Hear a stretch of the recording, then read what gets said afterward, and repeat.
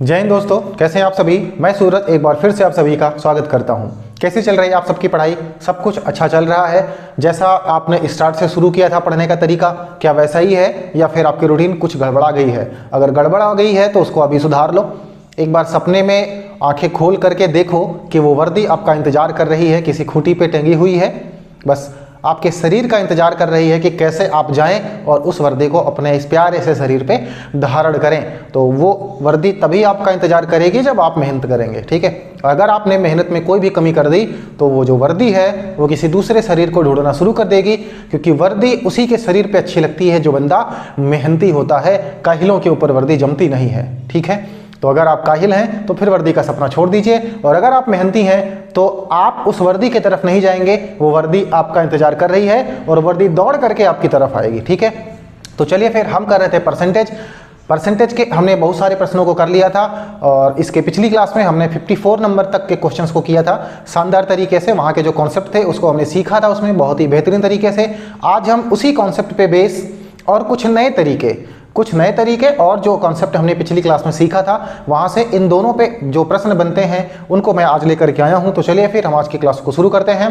Class को शुरू करने से पहले दोस्तों, अगर आप इस चैनल पे नए हैं तो प्लीज़ इसको सब्सक्राइब जरूर कर लीजिएगा।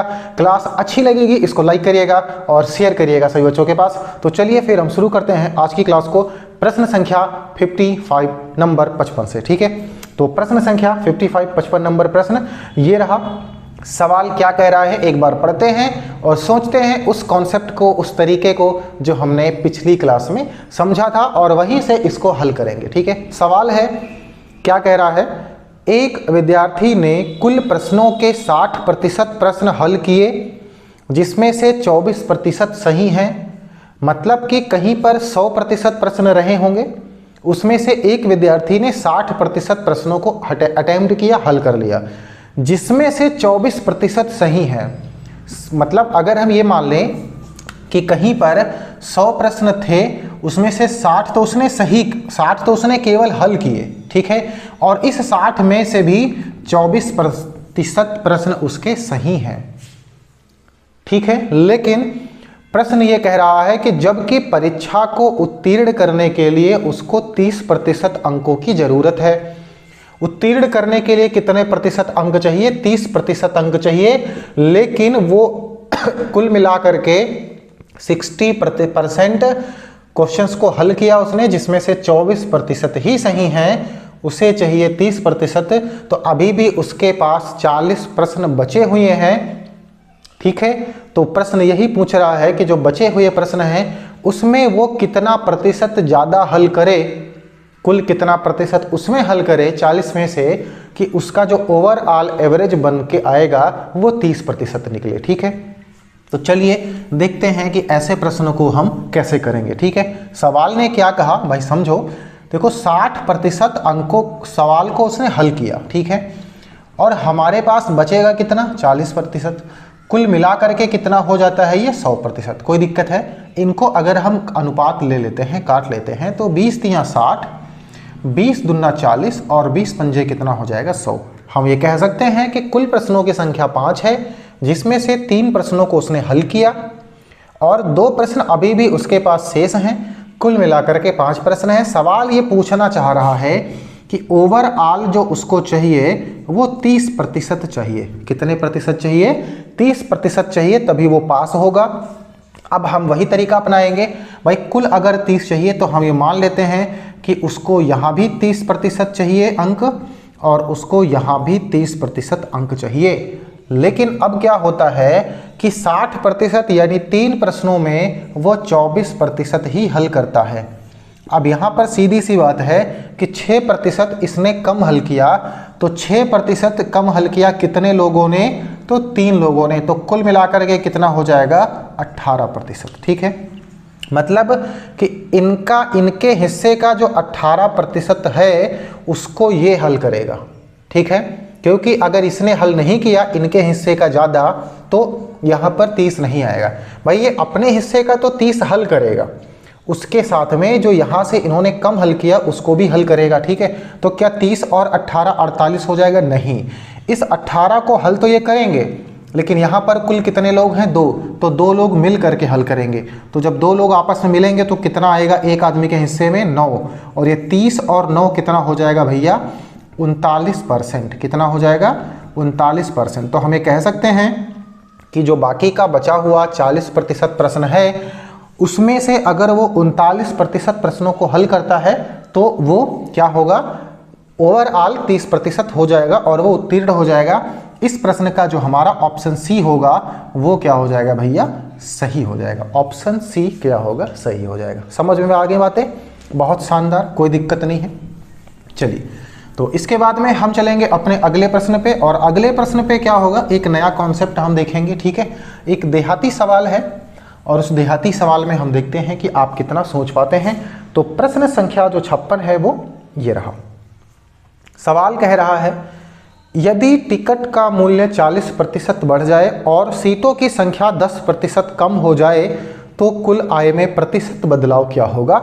इसको हम समझते हैं। मान लो एक हॉल है, ठीक है, जहाँ पर एक थिएटर है, वहाँ पर कुछ सीट हैं और सीटों का एक मूल्य है कि हर सीट पे बैठने वाला व्यक्ति इतने रुपए का टिकट कटाएगा, तब जाकर के अंदर जाकर के वो सिनेमा को देख सकता है। ठीक है, अब सवाल ने क्या कहा है? देखो, हमारी जो इनकम है वो डिपेंड किस पे करती है? डिपेंड वो इस बात पे करेगी कि वहाँ पर कुल कितनी सीट लगी हुई है और एक सीट की कीमत कितनी है। इन दोनों को जब हम आपस में मल्टीप्लाई करते हैं तो हमें हमारी इनकम मिलेगी। क्लियर है? ये बात क्लियर है? ठीक है, मतलब हम ये कह सकते हैं कि जो कीमत है और जो सीटों की संख्या है, ठीक है, इन्हीं दोनों पे डिपेंड करेगा हमारा आय, हमारी इनकम डिपेंड करेगा इस पे। क्लियर है? इन दोनों को जब हम मल्टीप्लाई करेंगे, सवाल को समझते हैं। अब सवाल ने ये कहा है कि टिकट का जो मूल्य है वो 40% बढ़ जाता है, तो हम सबसे पहली बात 40% की भिन्न क्या होती है? 4/10। ये बात समझ में आ गई। और सीटों की संख्या 10% कम हो जाती है, तो 10% का मतलब होता है 1/10। ठीक है, समझो। कीमत ये है, टिकट का जो मूल्य है वो 40% बढ़ जाता है, तो हम कह सकते हैं कि उसकी जो कीमत है वो 10 से कितनी हो जाएगी? 14। लेकिन प्रश्न ने ये कहा है कि जो सीटों की संख्या है वो 10% कम हो जाती है, तो हम ये कह सकते हैं कि 10 से चीज़ें क्या हो जाएंगी? 9। अगर हमें आय चाहिए तो कीमत का सीटों से मल्टीप्लाई कराएंगे तो 10 दहम्मा कितना आएगा? 100।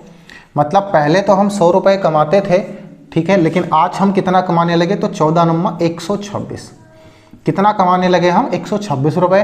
पहले से कितना ज़्यादा हम कमाते हैं? 26% ज़्यादा कमाते हैं। क्यों? क्योंकि 100 पे प्रतिशत निकलता है, तो 100 पे जितना भी आएगा वो क्या आएगा? 26। तो हमें कह सकते हैं कि आय में हमारे वृद्धि हो रही है, और वृद्धि प्रतिशत कितना है भैया? तो 26% है, और हमारा जो आंसर होगा वो सी ऑप्शन सही हो जाएगा। ठीक है, ऑप्शन सी क्या होगा? सही हो जाएगा। ठीक है, कोई समस्या?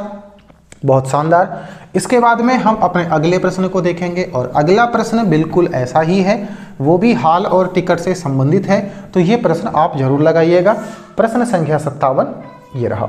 सवाल है, एक सिनेमा घर की सीटों में 25% की वृद्धि की गई। कोई दिक्कत की बात नहीं। सबसे पहली बात, 25% की फ्रैक्शन कितनी होगी? 1/4। ठीक है, वृद्धि की गई सीट में, और टिकट में भी 10% की वृद्धि की गई। टिकट में भी 10% की वृद्धि की गई, तो 10% की भिन्न 1/10। अब आओ चलते हैं यहाँ पर। अगर हम सबसे पहले बात कर लें कीमत की, और फिर हम बात करते हैं सीटों की। अच्छा, एक बात और, यहाँ पर कुछ बच्चे पूछ सकते हैं कि सर अगर ये सीट को आप ऊपर लिख दें, कीमत को नीचे लिख लें, तो क्या सवाल नहीं लगेगा? लगेगा भैया। देखो, हम इन दोनों को गुणा कराते हैं, और गुणा में चाहे 3 दूनी 6 करो, चाहे 2 तियां 6 करो, दोनों बातें क्या है? सेम है। ठीक है। अच्छा, कीमत में क्या होता है? तो कीमत में 10% की वृद्धि होती है, यानी टिकट के मूल्य में। तो हम कह सकते हैं कि 10 से चीज़ें 11 हो जाएंगी, और ये तो बात हो गई कीमत की। सीटों की संख्या में भी 25% की वृद्धि होती है, तो हमें कह सकते हैं कि 4 से चीज़ें 5 हो जाएंगी। तो 4 में 1 बढ़ेगा तो कितना हो जाएगा? 5 हो जाएगा। गुणा करा लो, 10 चौके कितना होगा? 40, और 11 पचे कितना होगा? 55 हो जाएगा। कोई दिक्कत है? नहीं है। अब समझो, यानी 40 से चीज़ें 55 हो गई। अब यहाँ पर डायरेक्टली ये इनके अंतर जो 15 है वो 15% नहीं होगा। क्यों? क्योंकि ये 100 नहीं है।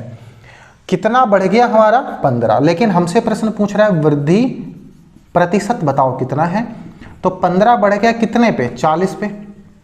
अब इसको हम परसेंट में कन्वर्ट करेंगे कैसे, 100 से इसको गुणा करा दो, ये कट जाएगा, 2 दूनी 4 और 2 पंजे 10, 15 को 5 से गुणा करा लो, कितना आएगा भैया 75, नीचे है 2, 75 को अगर 2 से भाग करोगे तो 37.5 यानी 37.5%, ये हमारा आंसर हो जाएगा 37.5। ऑप्शन ए में है, तो ऑप्शन ए क्या होगा हमारा, बिल्कुल सही हो जाएगा। ऑप्शन ए क्या होगा हमारा, बिल्कुल सही हो जाएगा। क्लियर है, बहुत ही शानदार ये भी था। ठीक है, इसके बाद में हम अपने अगले प्रश्न को देखेंगे, और अगले प्रश्न में एक नई चीज़ है। ठीक है ऐसे ही इनकम से रिलेटेड है, लेकिन वहाँ पर हमारी जो इनकम होगी या हमारा जो खर्च होगा वो कुछ दूसरे तरीके से होगा। तो हम देखते हैं अपने अगले प्रश्न को, प्रश्न संख्या 58 क्या कहता है।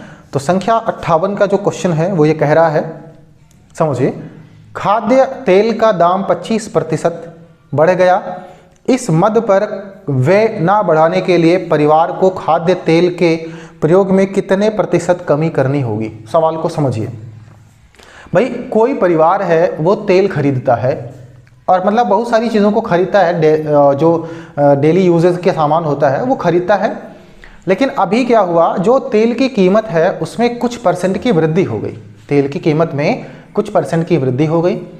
अब वृद्धि हो गई तो दो बातें यहाँ पर होंगी। पहली बात यह होगी कि आदमी, भाई तेल की कीमत में वृद्धि हो गई तो श्योर है कि उसकी जेब थोड़ी सी ढीली होना शुरू हो गया होगा, पहली कंडीशन। और दूसरी कंडीशन ये भी हो सकता है कि जेब अगर वो अपनी ढीली ना करे, मतलब खर्चे अगर वो अपने ना बढ़ाए, तो हम ये कह सकते हैं कि उसका जो खपत होगा, यानी जितना वो इसके पहले खर्चा कर रहा था तेल, उसको कम कर देगा। ठीक है, तो प्रश्न यहाँ पर यही कह रहा। अच्छा, यहाँ पर एक चीज़ हम पहले समझते हैं, जो हमारा फार्मूला बनता है। देखो, जो हमारा खर्च होता है या जो हमारा व्यय होता है, ठीक है, दोनों भाषा में हम समझते हैं, ये किसके बराबर होता है, तो ये बराबर होता है कि जो भी चीज़ हम खरीद रहे हैं उसकी कीमत कितनी है गुणे हम कितना खाते हैं, उसको हम कितना खाते हैं या कितना खपत करते हैं। ठीक है, ये बात हमको समझनी पड़ेगी कि जो हमारा खर्च है वो डिपेंड करेगा हमारी उस वस्तु की कीमत पर और उस वस्तु का हमारे घर में कितनी खपत है, इस बात पे। ठीक है, तो बात यहाँ पर क्या है, अगर इन दोनों का गुणा करा लेंगे तो हमको खर्च पता चलेगा। अगर इनमें से कोई भी एक बढ़ता है तो हमारा खर्च बढ़ जाएगा, लेकिन अगर खर्च हमारा समान रहे, ये चेंज ही ना हो, इमेजिन करना, ये जितना पहले था उतना ही अब है, ये जितना पहले था उतना ही अब है, तो फिर यहाँ पर क्या होगा, कैसे होगा चीज़ें। देखो, अगर खर्च नहीं बढ़ेगा और कीमत अगर बढ़ जाएगी तो हमें कह सकते हैं कि खपत को कम होना पड़ेगा। अगर कीमत बढ़ेगी तो खपत को कम होना पड़ेगा। क्यों? क्योंकि ये कांस्टेंट रहेगा, ये चेंज ही नहीं होगा। ठीक है भाई, ऐसे समझ लो कि अगर हम 2 किलो चीनी को पहले खरीदते थे 80 रुपये में और हमारा पूरा खर्चा उतना ही था, खपत मतलब 2 किलो चीनी 80 रुपये में आती थी, 40 रुपये प्रति किलो, और 2 किलो चीनी हम खत्म कर देते थे 1 महीने में। ठीक है, अब क्या हुआ, चीनी का दाम बढ़ गया, चीनी हो गया 80 रुपये प्रति किलो। अब दो बातें होंगी, अगर अभी भी हम 2 किलो चीनी लेकर के आएंगे तो 160 रुपये लगेंगे, यानी हमारा खर्च बढ़ जाएगा। लेकिन हम ऐसा करने वाले नहीं हैं, हम ये चाहते हैं खर्च हम 80 रुपये ही करें। तो श्योर है कि जब हम खर्च हम 80 रुपये ही करेंगे तो चीनी हमको 1 किलो खरीदनी पड़ेगी, जो खपत है उसको कम करना पड़ेगा। क्लियर है? चलो, शानदार। इसी मेथड पे हम अपने इस प्रश्न को लगाएंगे। सवाल ने क्या कहा है, जो कीमत है उसकी वो 25% बढ़ जाती है, तो हम कह सकते हैं 1/4। ठीक है, अब कीमत की बात अगर हम करें तो कीमत कितना हुआ, 25% बढ़ गया, हम कह सकते हैं 4 से चीज़ें 5 हो जाएंगी। 4 से चीज़ें कितनी हो जाएंगी, 5। लेकिन इसका जो व्यय है, जो खर्च है वो नहीं बढ़ेगा, खपत हमें कम करनी पड़ेगी। तो प्रश्न ने यही पूछा है कि उसकी जो खपत है उसमें कितनी कमी होगी, तो इसका उल्टा कर लो। तो 5 से चीज़ें क्या हो जाएंगी, 4, 1 की कमी होगी 5 पे, 100 से गुणा करा दो, 5 विषयम और 20 से कम 20, यानी हमें कह सकते हैं कि 20% की कमी करनी पड़ेगी हमें खपत में, और हमारा जो आंसर है वो ऑप्शन सी क्या होगा, बिल्कुल सही होगा। Option C is right. ठीक है, 20% हमारा क्या होगा, आंसर हो जाएगा। ठीक है, कोई दिक्कत था नहीं, बहुत शानदार था। ठीक है, चलो इसके बाद में हम अपने प्रश्न को देखते हैं अगले, और वो एक नया कॉन्सेप्ट। सवाल 59 ये रहा। क्या कह रहा है सवाल नंबर 59 हमारा, एक सामग्री की कीमत ₹8 से ₹10 हो गई, खर्च नहीं बढ़ा सकते तो खपत में क्या परिवर्तन होगा। सेम है, बस फर्क इतना है कि यहाँ पर हमें जो कीमत दी गई है वो रुपयों में दिया गया है, तो कोई दिक्कत की बात नहीं है। हमें एक बात पता है कि पहले 8 रुपए की कोई चीज़ मिलती थी, अब वो हमें 10 रुपए की मिलने लगी। ये कीमत है, ये क्या है, कीमत है। तो कीमत 8 से कितनी हो गई, 10 हो गई।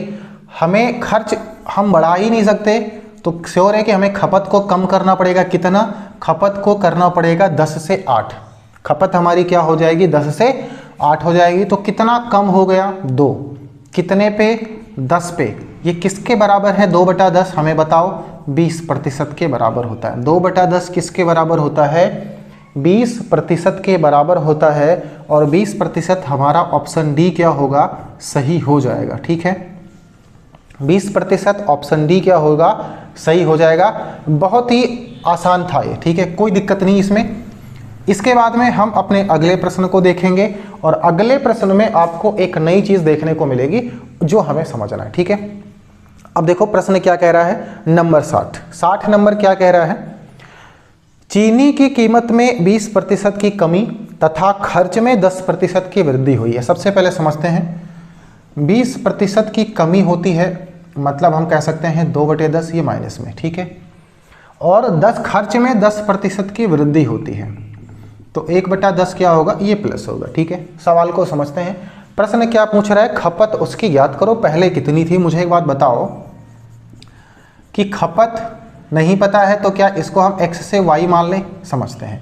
उसके बाद में कीमत, ठीक है, तो कीमत में कितनी वृद्धि हुई है या कमी हुई है, तो कीमत में 20% की कमी हुई है। ये रहा कीमत, तो 10 से कितना हो जाएगा कीमत, 8। कीमत कितना हो जाएगा, 10 से 8। अगर हम बात करते हैं खर्च की, तो खर्च इन दोनों का गुणा होता है, और खर्च में 10% की वृद्धि हुई है, तो 10 से चीज़ें कितनी हो जाएंगी, 11। ठीक है, हमें x और y का रिलेशन निकालना है। तो इस चीज़ को मैं अलग कहीं हल करके आपको दिखाता हूं कि कैसे यहाँ से x और y का रिलेशन निकालेंगे, और उसके बाद में चीज़ें जो होंगी वो क्लियर हो पाएंगे, समझना। ठीक है, देखो कैसे, भाई हमें पता है इनका गुणा इसके बराबर होता है, तो हम एक कह सकते हैं कि 10x बटे 8y, ये 8y है, और ये बराबर होता है 10/11 के। क्लियर है भाई, इनका मल्टीप्लाई कराते हैं तो ये आता है, और इनका मल्टीप्लाई कराते हैं तो ये आता है। तो 10 का x से मल्टीप्लाई करा लिया, और इक्वल हो जाएगा 10x, ये इक्वल इस 10 के होगा, तो इसके इक्वल में 10 है, और 8y इनका गुणा कराएंगे, इक्वल होगा 11 के, तो ये 11 के। ठीक है, अब समझो, इस 8 को हम ऊपर मल्टीप्लाई करा देंगे, 10 यहाँ पर मल्टीप्लाई में है तो नीचे आ जाएगा। तो x और y का जो रेशियो निकल करके आएगा वो आएगा 10 × 8 और बटे में 10 × 11।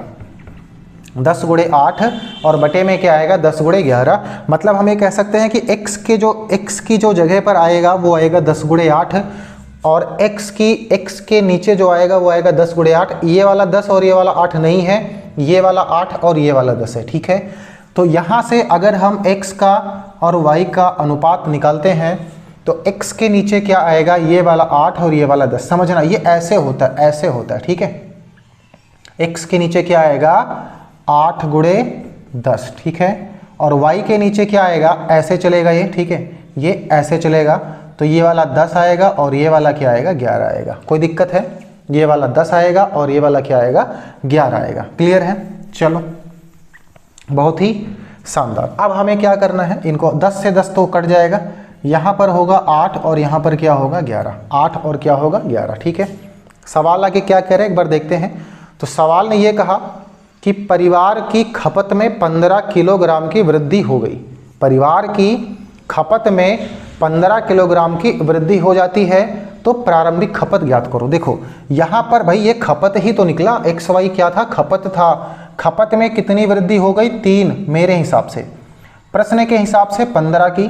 तो एक यूनिट किसके बराबर होगा भाई, 3 अगर बराबर है 15 के तो 1 बराबर होगा 5 के। 1 किसके बराबर होगा, 5 के। लेकिन प्रश्न ने क्या पूछा था, प्रश्न ने ये पूछा है उसकी प्रारंभिक खपत कितनी थी। तो समझो पहले वो 8 खर्चा कर रहा था, आज 3 कर रहा है, तो 1 बराबर है अगर 5 के तो 8 बराबर किसके होगा भैया, 5 गुणे 8 के, तो कितना हो जाएगा 40 किलो। तो हमें कह सकते हैं कि जो व्यक्ति है वो पहले कितनी चीनी खत्म कर रहा था, 40 किलो, और ऑप्शन ए क्या होगा हमारा, सही हो जाएगा। ठीक है, ऑप्शन ए सही हो जाएगा। क्या इसमें कोई दिक्कत है? दिक्कत है तो बस एक ही दिक्कत है कि ये चीज़ें आपको समझनी पड़ेंगी। यहाँ पर आपको बस एक ही ध्यान देना है और वो ये देना है, खपत का कीमत के साथ में जब भी आप मल्टीप्लाई करेंगे तो हमेशा आपको खर्च मिलेगा। अगर ये दोनों चीज़ें दी गई हैं, ये नहीं दिया गया है, तो बहुत आसान है, गुणा करा के सीधे अनुपात निकल जाएगा। लेकिन इन दोनों में जो भी चीज़ आपको नहीं दी गई होगी उसको हमेशा ऊपर x और y मान करके लिखेंगे, और इस तरीके से हम अपना डाटा स्ट्रक्चर तैयार करेंगे और यहाँ से उस x और y का अनुपात निकालेंगे, और उसके बाद में सवाल को लगाने में 5 मिनट 10 मिनट नहीं, 5 सेकंड 10 सेकंड लगेगा। ठीक है, शानदार। हम चलते हैं अगले प्रश्न पे और देखते हैं कि वो क्या है हमारा। ठीक है, इसमें कोई दिक्कत नहीं है, बहुत ही जबरदस्त सवाल था ये। ठीक है, चलो इसके बाद में ये 60 नंबर का प्रश्न हमारा हो चुका है। ठीक है, बहुत शानदार। इसके बाद में हम देखते हैं अपने अगले प्रश्न, प्रश्न संख्या 61। तो वो रहा ये, देखिए कि क्या कहना चाह रहा है। ठीक है, प्रश्न नंबर 61 ये कह रहा है कि गेहूं के मूल्य में 32% की वृद्धि हो गई एवं, देखो कीमत बढ़ गई 32% एवं कुल खर्च में 10% की वृद्धि हो गई। ठीक है, इसलिए कुल खपत 66 किलोग्राम घट गया। परिवार की प्रारंभिक खपत ज्ञात करो। देखो यहाँ भी खपत नहीं पता हमें। सबसे पहली बात है 32% की जो भिन्न होती है वो क्या होती है, 32% की जो भिन्न होती है वो क्या होती है। तो 32/100 यानी इसको 4 से काट सकते हैं, 4 8 32 और 4 25 में 100। ठीक है, 8/25। और 32% की वृद्धि होती है, ये हो जाएगा। फिर सवाल ने क्या कहा कि खर्च में 10% की वृद्धि होती है। 10%, तो 10% तो 1/10 के बराबर होता है। क्या कोई दिक्कत इसमें नहीं है? ये शानदार था। अब हम चलते हैं अपनी चीज़ों पे। हमें खपत नहीं पता है, तो देखो खपत हम मान लेते हैं कि पहले x था और अब y हो गया होगा। इसके बाद में हम कीमत या मूल्य की बात करते हैं, तो जो उसकी कीमत है उसमें 32% की वृद्धि होती है। तो हमें कह सकते हैं कि पहले 25 रहा होगा और अब क्या हो जाएगा, 33 हो जाएगा। भाई 25 में 8 की वृद्धि होगी तो 33 हो जाएगा। कोई दिक्कत है? नहीं है। फिर हमको हमारा मिलेगा खर्च। कैसे? जब हम इन दोनों का करा देंगे गुणा। खर्च में 10% की वृद्धि हो जाती है, मतलब खर्च पहले अगर 10 रहा होगा तो अब 11 हो जाएगा। कोई समस्या नहीं है। हम इसके बाद में x का और y का अनुपात निकालेंगे। x क्या आएगा, हमें पता था x आएगा इन दोनों का गुणनफल, मतलब कि 10 गुणे 33। ठीक है, और y क्या आएगा, इन दोनों का गुणनफल, मतलब 25 गुणे 11। समझो 11 3 33, 5 दूनी 10 और 5 पंजा 25। ठीक है, इधर कितना आएगा, 2 तिया 6 और इधर कितना आएगा 5। ठीक है, 2 तिया 6 और इधर आएगा 5। तो हमें कह सकते हैं कि उनके खपत का जो अनुपात निकला वो निकला 6:5। कमी कितनी हो गई यहाँ पर, तो 1 की कमी हो गई मेरे हिसाब से। प्रश्न के हिसाब से 66 किलोग्राम की कमी हो गई। प्रश्न के हिसाब से 66 किलोग्राम की कमी हो गई, लेकिन सवाल पूछ रहा है कि उसकी प्रारंभिक खपत कितनी है। तो पहले तो भैया वो 6 खत्म कर रहा था ना, तो 6 यूनिट की वैल्यू कितनी होगी, 66 को 6 से गुणा कर लो, 6 छाक 36, 6 छाक 36, 3 39, मतलब हमें कह सकते हैं कि 396 किलो उसका पहले का जो खपत था वो 396 किलो था। और 396 किलो हमारा ऑप्शन सी है। हमारा ऑप्शन क्या है, सी है, 396 किलो। ठीक है, कोई दिक्कत इसमें नहीं है। बहुत शानदार था। एक बार फिर से देख लेते हैं। इस तरीके के 2 प्रश्नों को हमने किया है। ठीक है, एक बार और देख लेते हैं। 32% की वृद्धि हो जाती है किसी भी वस्तु की कीमत में और 10% खर्च हमारा बढ़ जाता है। हमें खपत नहीं पता है। खपत के बारे में कोई रिलेशन दिया तो गया है, लेकिन खपत में वृद्धि या कमी कितनी होती है वो हमको नहीं पता है। तो हम क्या करेंगे, खपत को मान लेते हैं कि x से चीज़ें y हो जाएंगी। जिस तरीके से मैंने यहाँ पर डिज़ाइन किया हुआ है आप बिल्कुल ऐसे ही करना, ठीक है। जो चीज़ नहीं पता होगी उसको हम यहाँ रखेंगे, ठीक है। एक्स वाई हो गया, कीमत 25 से 8 बढ़ जाता है तो 25 से 8 33 हो जाएगा, खर्च 10 से 11 हो जाएगा। हमें क्या करना होता है, एक्स और वाई का रेशियो निकालते हैं। कैसे निकलता है, एक्स के लिए इनका और इनका मल्टीप्लाई आपस में होता है तो 33 गुणे 10 देखो हो गया। वाई के लिए इसका और इसका मल्टीप्लाई होता है, ठीक है। वाई के लिए इसका और इसका मल्टीप्लाई होता है तो ये कितना हो जाएगा 25 गुणे 11, ठीक है। 25 गुणे 11। अच्छा अब क्या होगा, अब 25 गुणे 11 इधर हो गया, 33 गुणे 10 इधर हो गया, 11 से 33 कट जाएगा, 11 एकम 11, 11 तियां 33, ठीक है। 1 लिख सकते हो। और 25 और 10 को काटना है तो 5 दूनी 10, 5 हम 25 हो जाएगा। इधर जो बचा इनका गुणा करेंगे तो आएगा 6, इधर 5 एकम 5, मतलब कि पहले उसकी जो x वाला जो था यानी खपत था वो 6 था, अब का जो खपत है वो 5 है। मेरे हिसाब से 1 की कमी हो गई खपत में, प्रश्न के हिसाब से खपत 66 किलो घट गया। अगर 1 बराबर है 66 के तो पहले वो 6 खपत कर रहा था तो 6 बराबर हो जाएगा 396 के, मतलब कि उसका जो पहले का खपत था गेहूं का वो 396 किलो था और यही हमको बताना था। ऑप्शन सी हमारा क्या हो जाएगा, सही हो जाएगा, ठीक है। तो आज हम इतने ही प्रश्नों को करेंगे और इसके बाद में जो अभी भी हमारे पास और प्रश्न रह गए हैं, ठीक है, वो एक दूसरे कॉन्सेप्ट के हैं।